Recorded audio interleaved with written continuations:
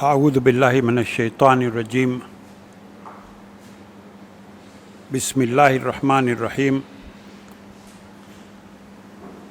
الحمد لله رب العالمين، والصلاة والسلام على سيد المرسلين أبي القاسم محمد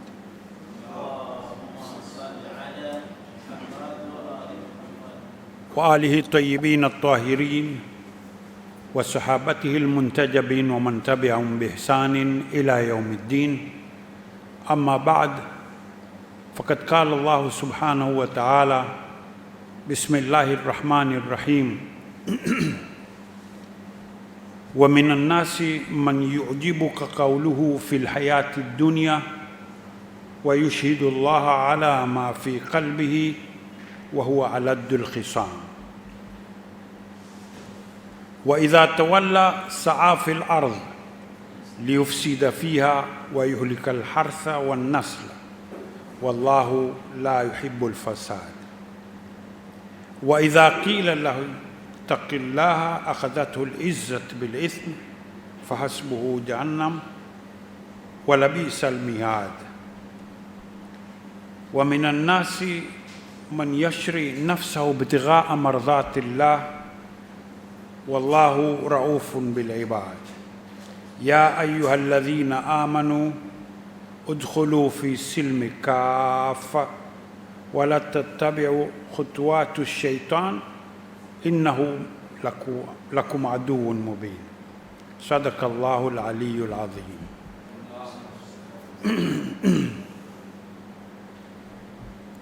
Tonight's lecture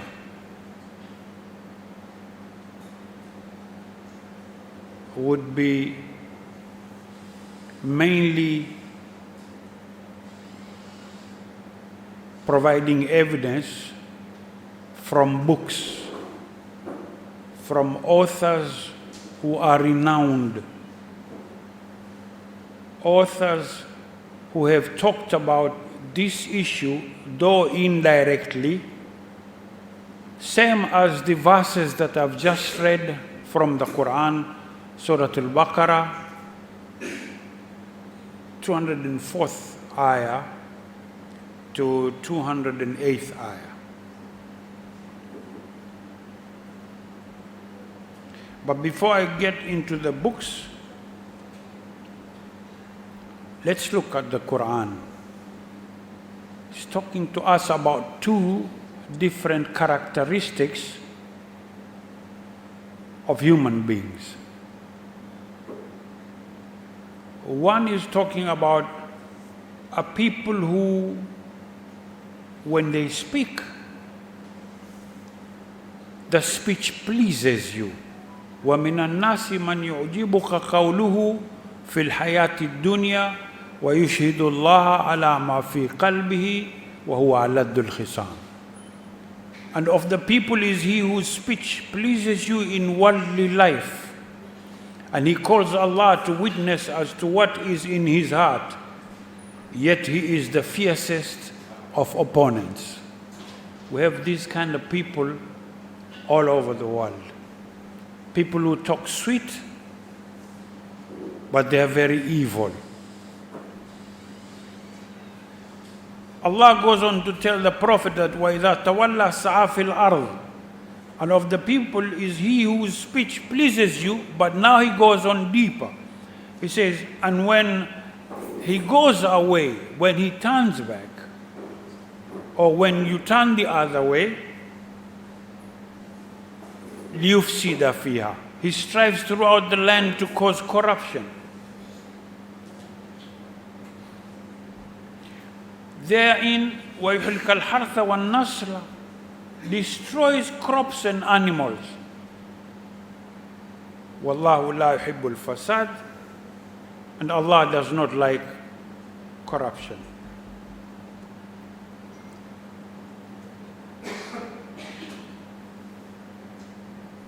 وَإِذَا قِيلَ لَهُ اتَّقِ اللَّهَ, and when it is said to him, be conscious of Allah, don't do corruption, don't tell lies, don't call Allah to witness over what you are saying, against what is in your heart.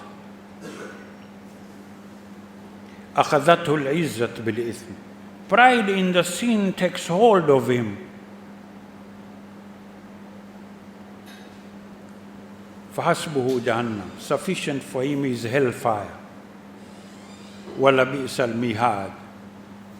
How wretched is the resting place for such people. But then Allah goes further and talks about the other kind of person. Says, وَمِنَ النَّاسِ مَنْ يَشْرِي نَفْسَهُ ابْتِغَاءَ مَرْضَاتِ اللَّهِ. And of the people is he who sells himself, seeking means to the approval of Allah. Wallahu ra'ufun bil ibad. And Allah is kind to his servants.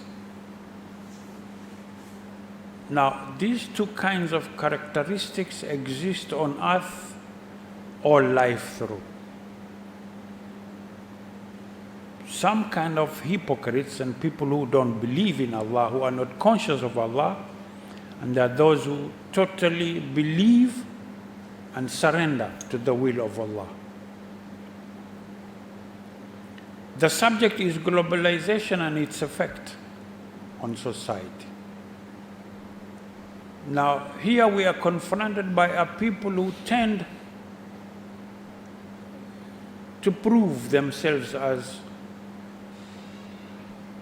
good-hearted, good intention, and so forth. But if we look at some of the traditions of, say, Imam Ali alayhi salam.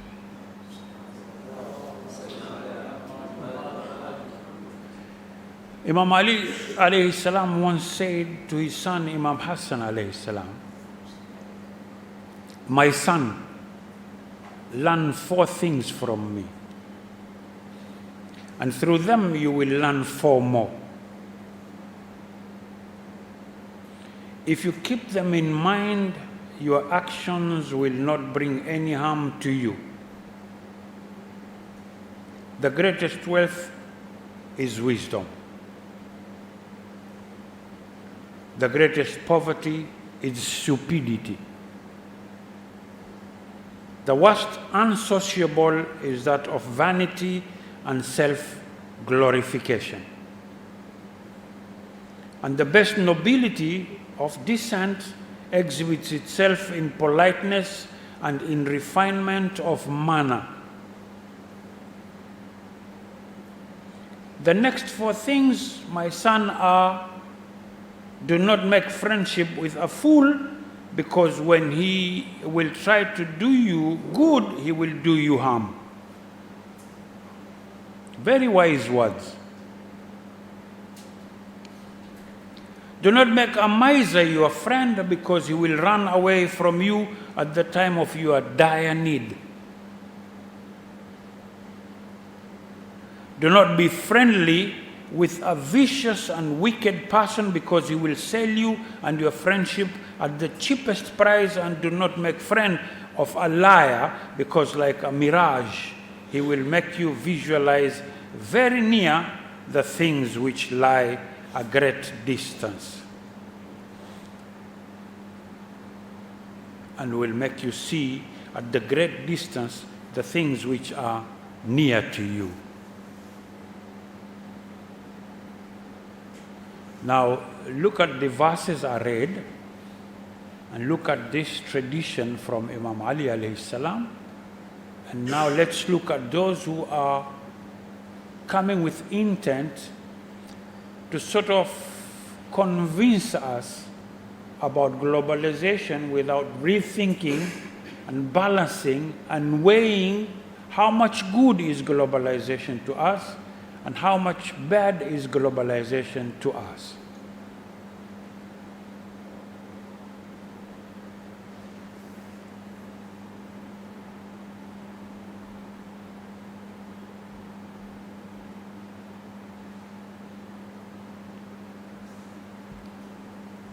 let me put you back to something I've been mentioning during my lectures here, the doctrine of discovery. I don't know if some of you have gone through the internet and checked the doctrine of discovery.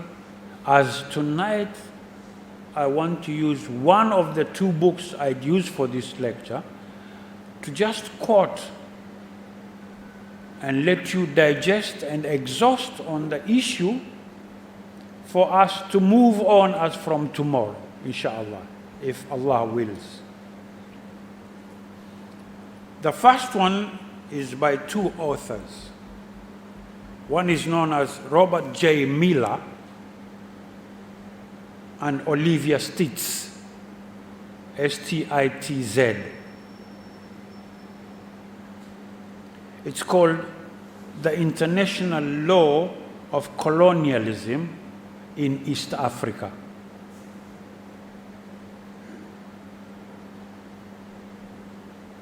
Germany, England, and the doctrine of discovery.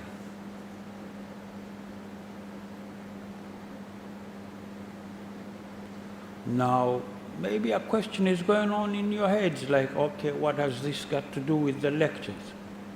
Well, it has everything to do with the lectures. Because the same people who are doing this are the same people who are trying to globalize us.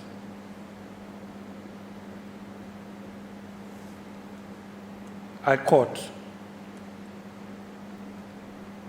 "The non-European, non-Christian world was colonized under international law that is known today as the doctrine of discovery. This common law, international doctrine, was codified into European international law at the Berlin Conference of 1884 to 1885. And in the Berlin Act of 1885, specifically to partition and colonize Africa.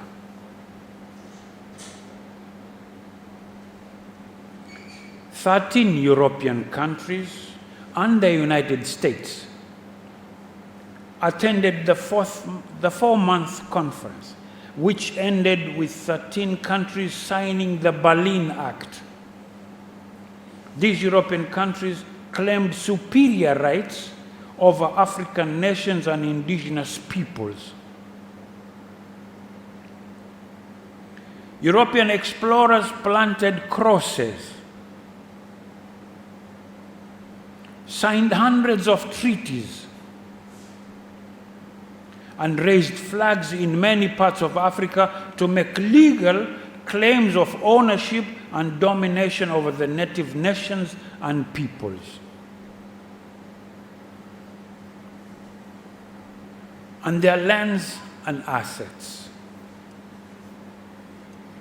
These claims were justified in the 15th and in the 19th centuries by racial, ethnocentric, and religious ideas about the alleged superiority of European Christian nations. This article examines the application of the doctrine and the Berlin Act by England and Germany in East Africa.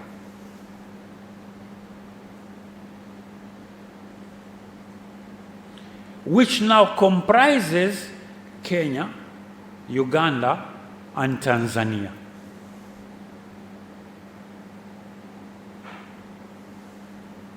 This comparative law analysis demonstrates convincingly that the Berlin Act and these colonizing countries applied what we define as the 10 elements of the doctrine of discovery.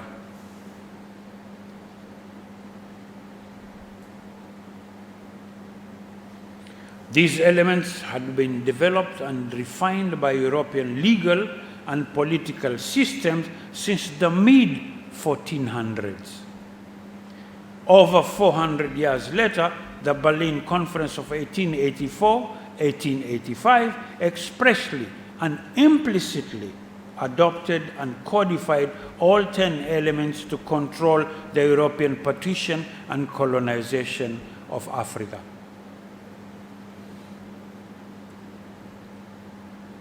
Germany and England used this international law to colonize East Africa.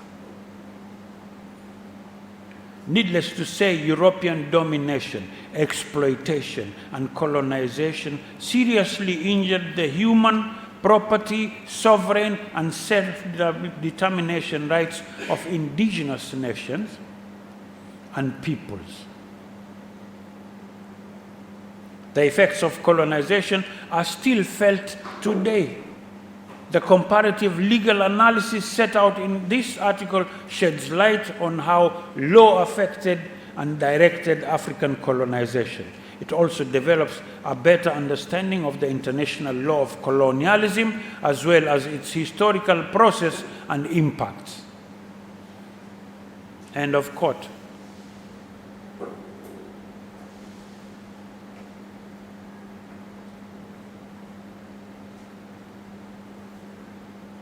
This thing, as the authors put it,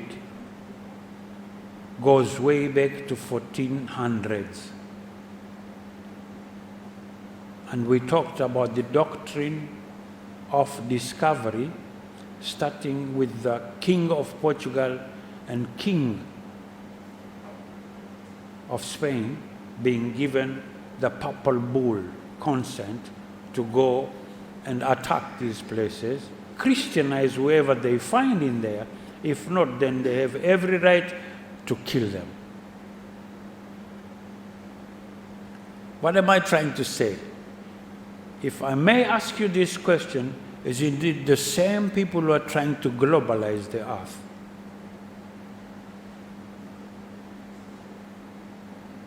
Where does my question come in? Why now? Did globalization come during the 20th century or during the 15th century? Or, to make it worse, weren't we globalized ever since the first century AD? When we were doing business between the East African coast, Middle East, Persian Gulf, and the Far East, weren't we globalized? While the West was still living like barbarians. So what is globalization?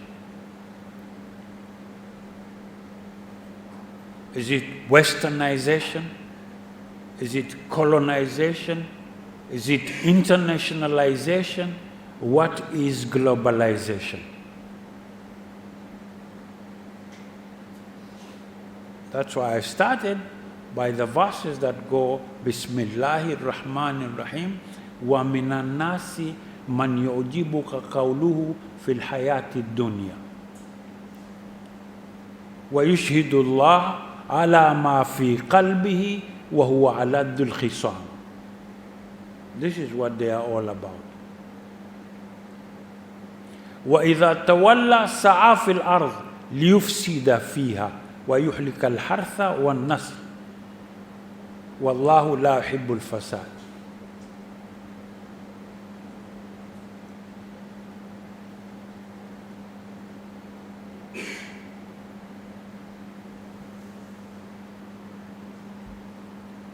This is the international law of colonialism.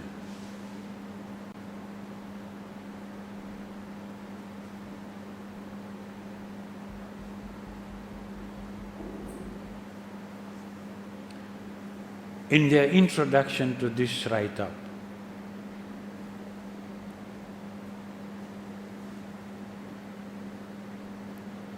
I quote again, international law seems to be a fairly straightforward idea.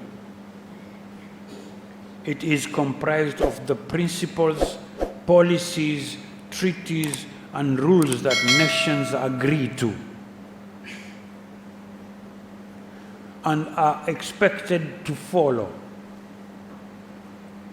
in their relations with other nation states.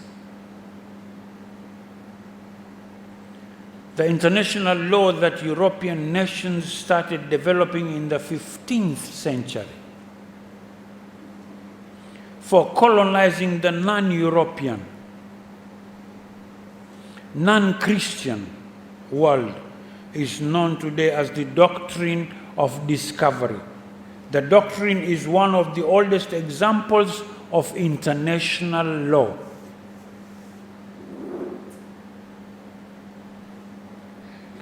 Beginning with the Crusades to the Holy Lands in 1096 to 1271. European countries and the Church began developing a legal regime to justify conquest, domination, and colonization of non-European nations and peoples.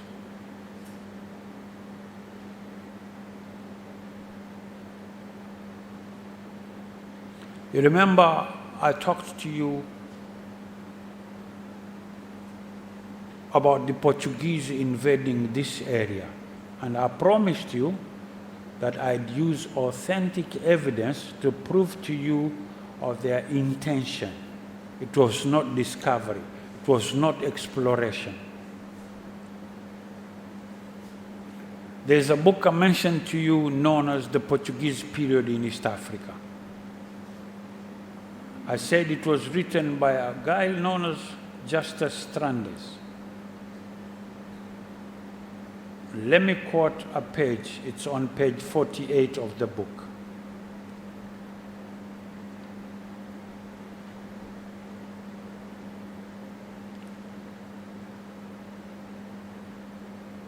And I quote, in a letter to the Pope,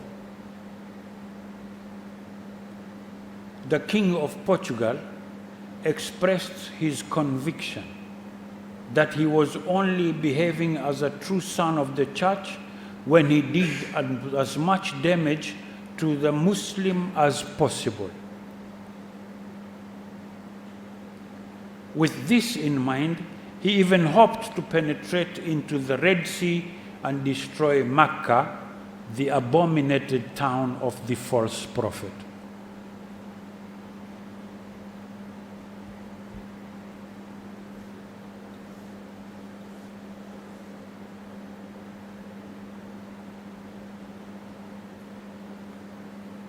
The book is published by Kenya Literature Bureau, a company that's in Kenya.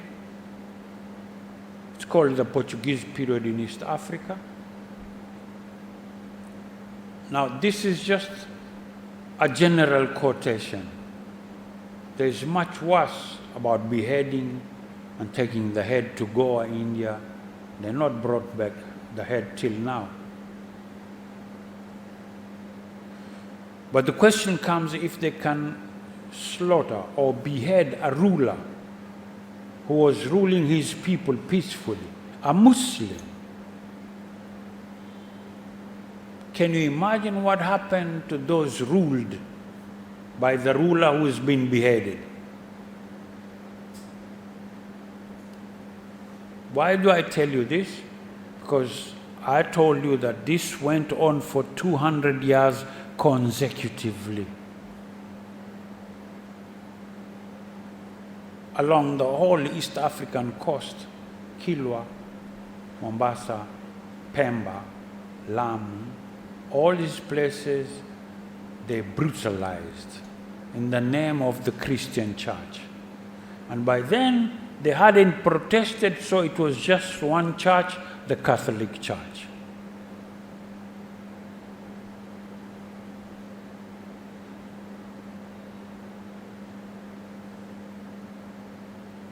My question now comes into you. Why did the Europeans, British and the Germans, go to lengths to draw Arabs enslaving Africans and not talking about what Vasco da Gama did 200 years before the Arabs came to these shores?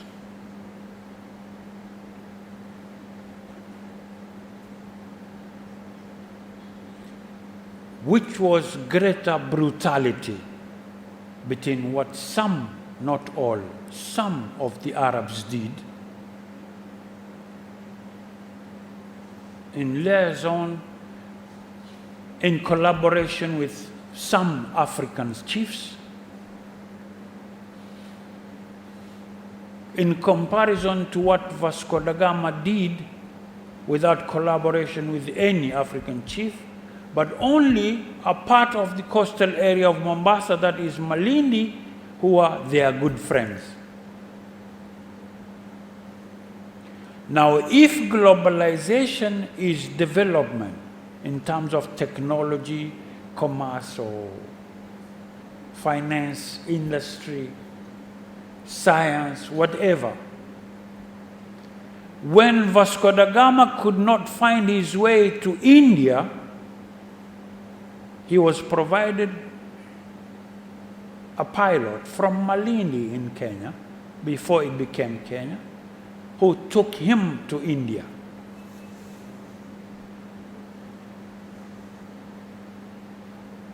Who was more advanced? AD 45, AD 60, we were doing business with the Middle East, Persian Gulf, and the Far East.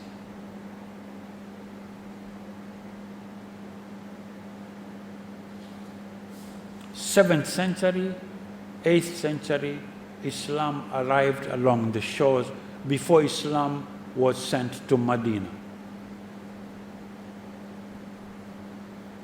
10th century, Hassan bin Ali from Persia comes down and settles at Kilwa.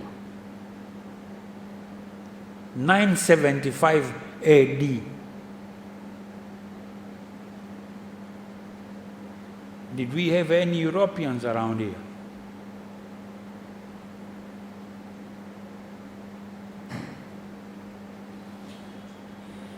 Now, this is the background of the people we are about to deal with when it comes to things like globalization.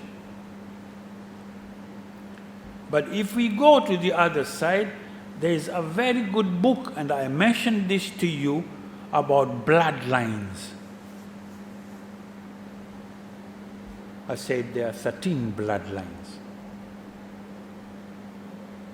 Right? The 13 satanic bloodlines is a book that most of you who are interested in reading must find and have and read. This is the second book I'd like to quote from.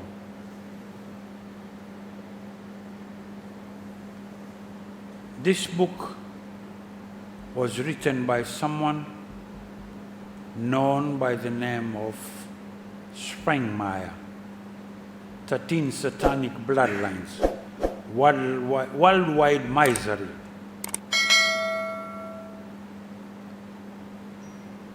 The author, Fritz, F-R-I-T-Z, Fritz Springmeyer. Springmeyer is S-P-R-I-N-G-M-E-I-E-R, Springmeyer.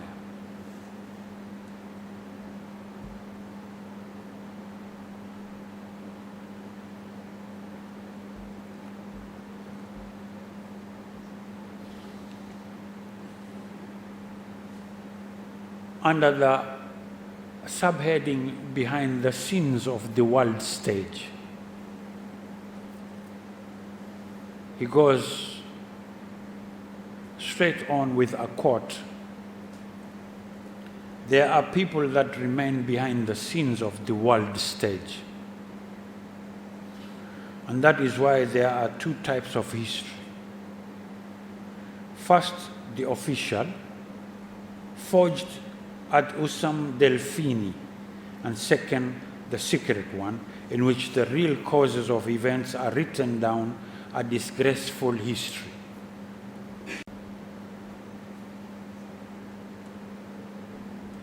Now he goes on to tell, after the collapse of European communism and the end of the Cold War, There was a moment when many people thought peace had never been closer.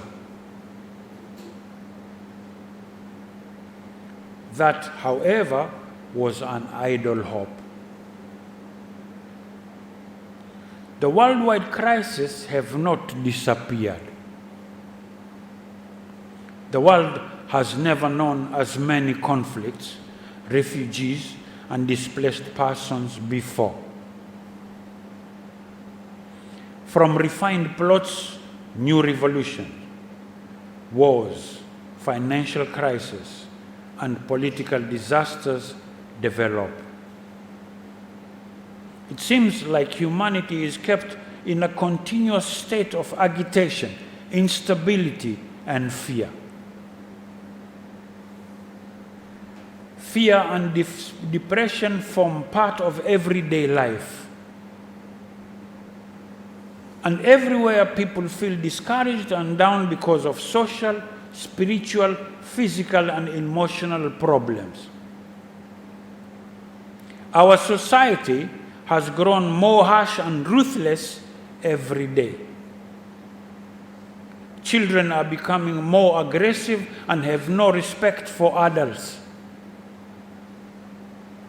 Famines, in brackets, every day more than 50,000 children die.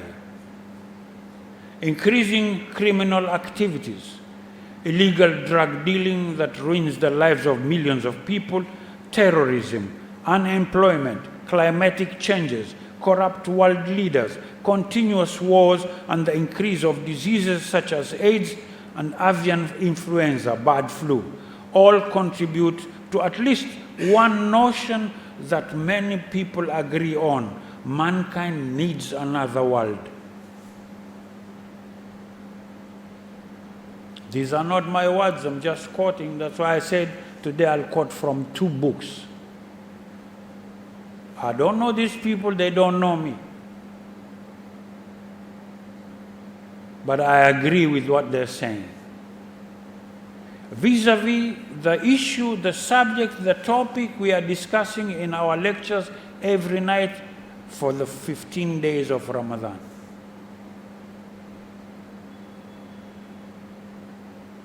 Using these quotations to build up the subject on globalization, the perspective is Islamic.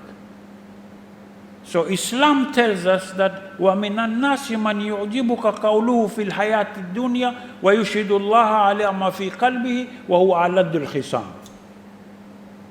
It looks like the same people we are dealing with on the subject of globalization fit in very well with the verses that we are reading.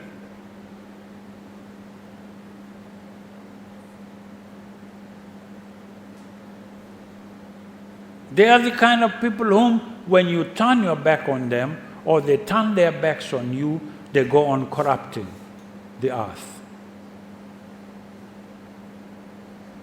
They not only kill trees and animals, they kill humans. They've gone a little bit higher, a wider stage now. And remember, I always mention to you about the silent weapons for quiet wars. No more sounds. To some other people, you don't hit them with bullets, give them sweets, lollipops, and let them go die there. Cancer, diabetes, pressure, hypertension.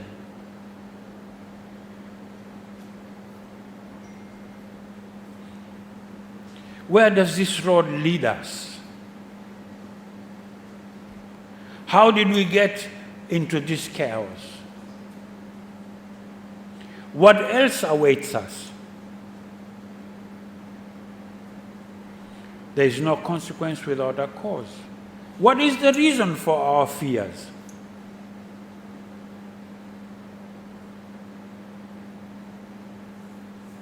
Of course, there are a lot of self-centered and heartless people, but they are not the main offenders.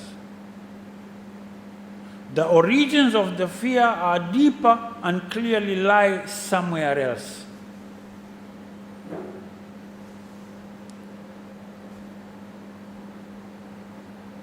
I'm still quoting, we are raised by tradition to trust our governments and are convinced that they care about us. This, however, is a big mistake. Below the surface of official politics lies a complicated social and intellectual process that is taking place. May I remind you, sustainable development goals. Does it ring any bells? Environment, weather warfare. If we ever would like to, some of you maybe don't know how to get to what I'm telling you, please, when we finish this lecture, you can come close. I'll show you from my phone. This is weather warfare. This is the file. This is the paper. By 2025, by 2050, they are planning what they will do with the weather.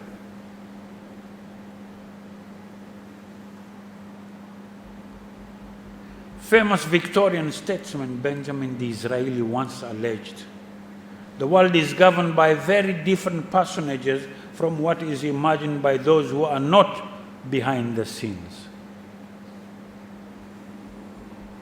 Edward Barney, a nephew of Sigmund Freud, claimed in his book Propaganda, and I have this book, Propaganda.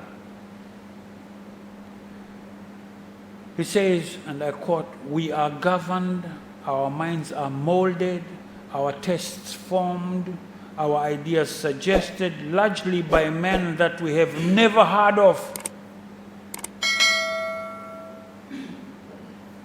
In almost every act of our daily lives, whether in the sphere of politics or business, in our social conduct or our ethical thinking, we are dominated by this relatively small number of persons."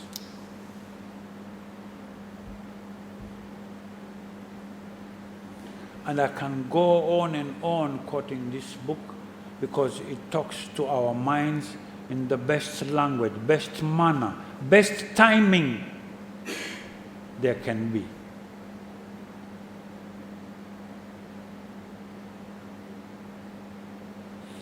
I'm doing this in this lecture simply because I want to convince those listening to me today and those who would ever come across this video to have in mind that we need to go back to where we were. We need to start looking at when did the rain start pouring on us. What's wrong with our society? Why aren't we institutionalizing our lives?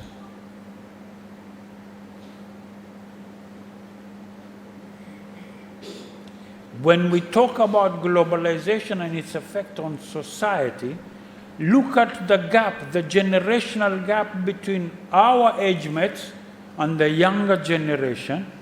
Look at the subculture that's gotten into our families, into our societies. Who can bridge this gap?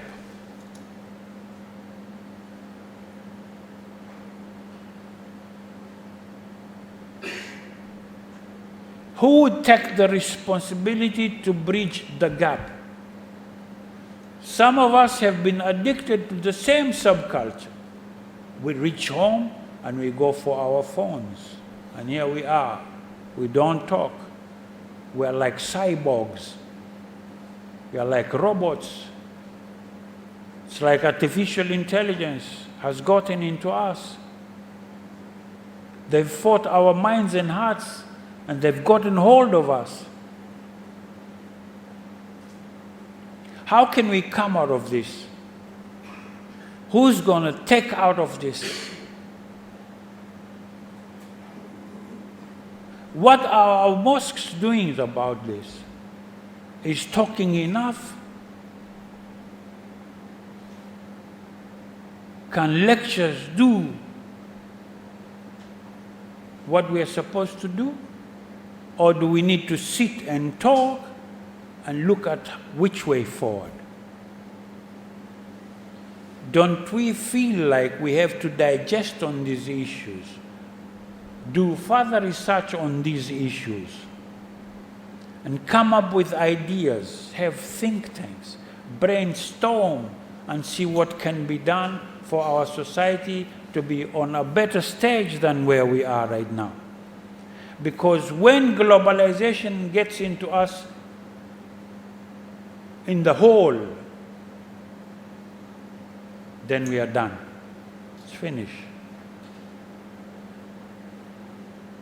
They talk to us sweet because they talk to us about economy. They talk about monetary values. They talk about technology, artificial intelligence, and where we can be with technology, which is not wrong. But are we ready for it? Because they can misuse it on us. I told you, we can be doctors, we can operate while you are in Kigoma, you operate someone who is in Tabora. But they didn't tell us about if someone hacks that machine, the sick person is dead. They've talked to us of how good driverless cars would be. But they didn't tell us that if someone hacks the car, you are dead.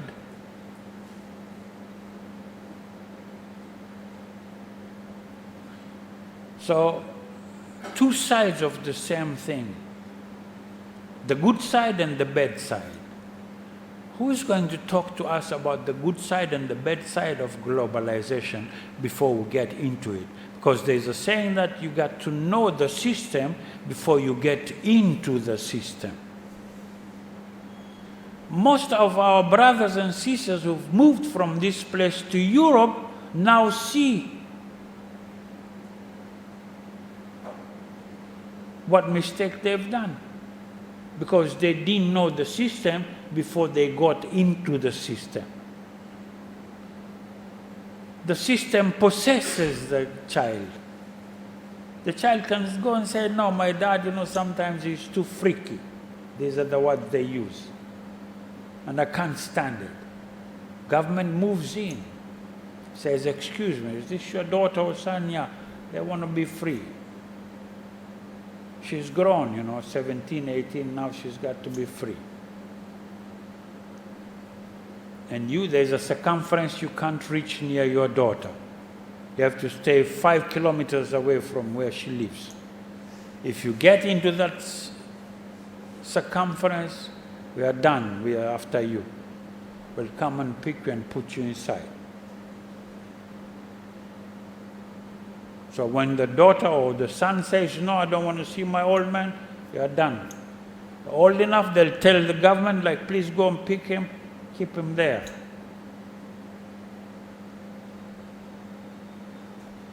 And that's done because it's the welfare. When you went in, they used to give you cash for free. You didn't have no job. You didn't know what entails this cash. You belong to them. Now, when they picked you up and said, come in, they knew what they would do, not to you, but to your kids. They know these are fresh minds. Empty CDs will record nice things about our system, not their system.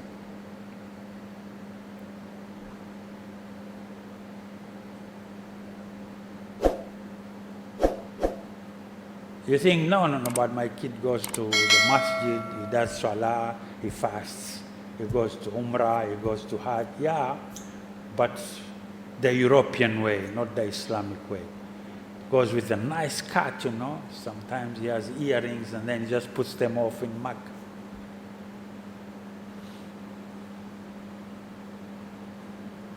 Yeah? That's the way they do hajj.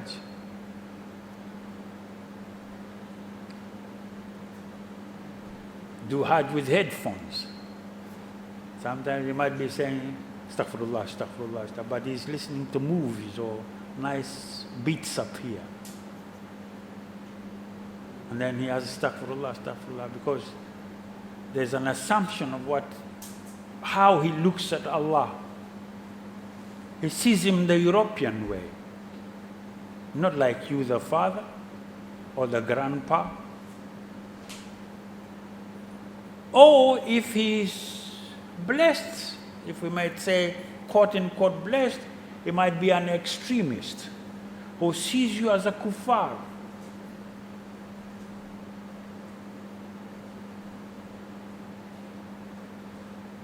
And you cannot do anything to him. Say that one of the two. You either abide by the rule or you put your hands up and let it be. وَمِنَ النَّاسِ مَنْ يُعْجِبُكَ قَوْلُهُ فِي الْحَيَاةِ الدُّنْيَا وَيُشْهِدُ اللَّهَ عَلَى مَا فِي قَلْبِهِ وَهُوَ أَلَدُّ الْخِصَامِ.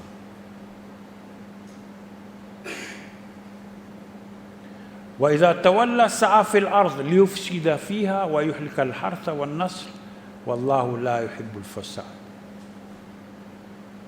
وإذا قيل له اتق الله أخذته العزة بالإثم فحسبه جهنم ولبئس المهاد. ومن الناس من يشري نفسه ابتغاء مرضات الله والله رؤوف بالعباد. يا أيها الذين آمنوا ادخلوا في السلم كافة ولا تتبعوا خطوات الشيطان إنهم لكم عدو مبين. Let me stop here. My time is up. But we'll go on with this topic tomorrow, inshallah, Allah willing. And we'll expound on it deeper, a little bit further. And see, after looking at the two sides, after seeing where globalization came from, after understanding that this was the main gameplay, the Germans and the British took over from the Portuguese and the Spanish, especially on the East African coast.